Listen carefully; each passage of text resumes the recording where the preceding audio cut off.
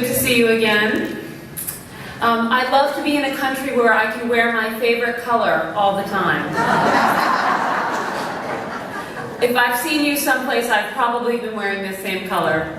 I do like black a lot. In fact, New Zealand is the second country that I've been to twice in my very short tenure here at Friendship Force. Japan was the first one that I went to twice. I went to a conference last fall, and then I was back there in June, in fact, for a conference in Sapporo, and it was my birthday, so it was a wonderful experience to be there. The topic of what I'm going to talk about today is Friendship for the Future, and that's the theme of our conference here in Auckland. I want to start by saying that indeed it's been a very busy but very fulfilling year of Friendship Force work for me. I've been traveling a lot, and I've now been to all four corners of the Friendship Force universe, as I call it. And I am here to report that the state of our Friendship Force movement is alive, strong, and doing very well everywhere on the planet. So that is due to all of you. My time spent on the road in so many places was, for me, a way in which I was able to have the special chance to meet with many, many of our members. And if you recall, I had never been familiar with Friendship Force when I first came to the organization. So my opportunities on the road really allowed me to talk with hundreds of people. I went to many, many conferences and met people face to face and one-on-one.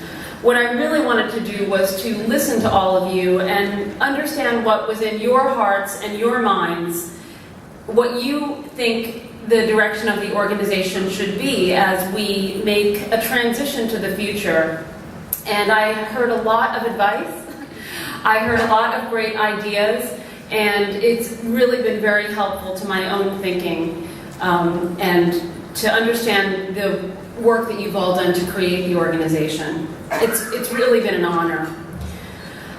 For my own experience and thinking and how we might take the organization into what I truly believe is a very bright future for us, I could not have gathered the information that I did and ideas without being on the road and traveling so much. And in my insufficient effort at expressing my sincere gratitude, I could not have done this without the generous help and support and kindness of so many of you around the world. Our esteemed and dedicated International Board of Directors, and our amazingly hardworking and very, very smart staff. That is why I'm standing here today. In fact, what I have learned in the past year in my travels and work is that Friendship Force is all about you. You all have amazing ideas about how we can and should go forward, how our past needs need to be incorporated, and what you want to bring to our future efforts, which we do have to do. But we need to make sure that the decisions that we make for building our future are carefully considered, that they serve our current membership, and that they work to attract and entice the next generation to our global friendship mission. Securing our esteemed legacy for the next generation must now be our unwavering goal. This is why we, and I will admit it was a tough process for many, this is why we did our global surveys this past summer. And I really must thank everyone who took the time to fill them out. Because for the first time ever, really, we now have so much information about our membership and our members and what you want out of Friendship Force. And we are nothing without our members. Our members matter most at Friendship Force. So I really want to thank you all for trying to do that with us, and we have a much clearer picture than we ever had before. Tomorrow, we have an afternoon plenary where we will be sharing some very exciting results from the survey, and we'll also detail the initial thinking that we have about the strategic plan for the organization that will go into effect for the next 3 years in January. So 2015 to 2018 will be the period of time that we look at. Many of you know that we are just finishing an expansion plan that the organization undertook in 2012. Our work over the next 3 years will be intended to set FFI on a sustainable course for the future, and will involve a return to our roots with an eye on the future. The strategic plan is based heavily on the responses that you gave us in the surveys, but it does go further than that. What in fact came out of the surveys in many ways is a collective cry for revitalization of our organization. And we all love it so that we really can only do this work in earnest together. For instance, while 83% love our traditional models, even our current members say they want more learning, more meaning, more diversity, and more flexibility in our exchange programs. And both our hosts and our leadership in the clubs want a lighter task and less stressful responsibilities. I can tell now, having been out to meet so many of you, really how much work it is to accomplish our goals. It's worthwhile work, but it takes a lot. The surveys also indicate a preference for travel of many different lengths, and in general, more flexibility overall in our programs. Interestingly, this is also what young leaders are asking for. And tomorrow, in the afternoon plenary with the surveys and the strategic plan, you'll also hear us give an update about the Next Gen initiative, which we launched in June. And I've been working with that with the strategic planning chairperson of the board of directors, who is Cecile Latour, and she'll be here as well for the presentation. She's on her way here right now. What I've also learned in the past year is that we have an amazing group of global talent and visionary leadership in our worldwide network, which often goes underutilized.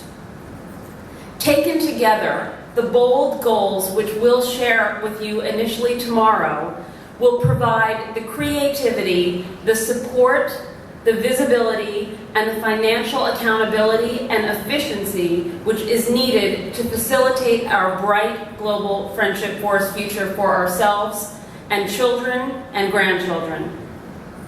It will require both a dedicated commitment to our collective mission and honestly a much more business-like approach to managing our programs in a manner that is financially stable for the organization.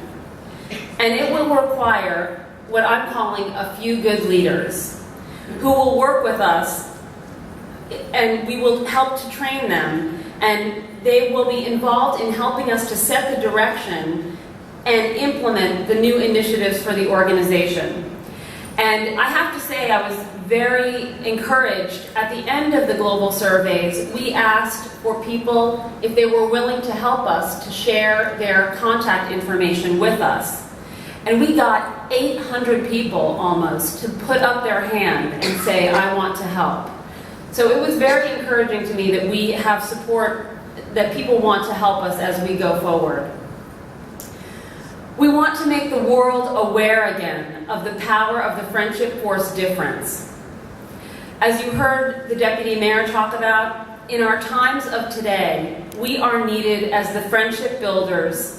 And right now, the people who have taken the global stage have a much louder and much more sinister voice. We must raise ours louder in the spirit of global good. This is our calling as Friendship Force ambassadors. Friendship Force International would not be possible without all of you, our global members, supporters, donors, and friends. The time, energy, gifts, and talents that you have all devoted to our collective mission, and the positive impact that you make on the world when you travel for good in the name of friendship, allows us and all of our valued volunteers and participants to change the way we all see the world, one person at a time. Because of you, there will be more peace in the world, now and in the future. The strategic work that we're planning is for you and for future generations who need us to continue. We need to bring others into our fold, building harmony for humanity, so that they can continue our work and grow our movement around the world for decades to come. We hope that what we have in store for this week will inspire you and will equip you and celebrate you and your contributions to Friendship Force. We hope that you will find the direction of our organization as moving towards something global, challenging, and fun, while really returning to the roots of our founders. I have spent a lot of time looking at the founding of the organization, and our founders, Wayne Smith and Jimmy Carter, said, "Come one, come all." And they welcomed the world to our mission, and I think we have to return to that. Most of all, may our collective work bring friendship and laughter into your life and into the lives of every person that we reach, as we strive towards a friendship force for all. Thank you all for welcoming me so warmly this past year into the Friendship Force, and for being with us this week in the beautiful city of Auckland. And now, I would like to take a moment to introduce you to the FFI staff that are here with us over these next few days. We're